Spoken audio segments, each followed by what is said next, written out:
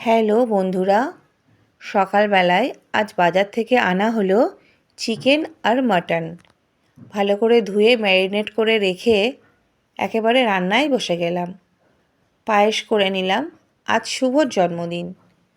ধান দুব্য দিয়ে আশীর্বাদ করে প্রত্যেকে আমরা পায়েস খাইয়ে দিলাম। আজ দুপুরের মেনুতে ছিল 5 রকম ভাজা, মাছ ভাজা, প্লেন ভাত শুভর জন্য। আর ছিল চিকেন বিরিয়ানি, মাটন কষা, স্যালাড, রায়তা, পায়েস, 5 রকম ভাজা আর 5 রকম মিষ্টি। এই ছিল আজকে দুপুরের মেনু। আড্ডা দিতে দিতে আমরা দুপুরের খাবারটা খেয়ে নিলাম। সন্ধেবেলা ছিল কেক কাটিংয়ের ব্যাপার।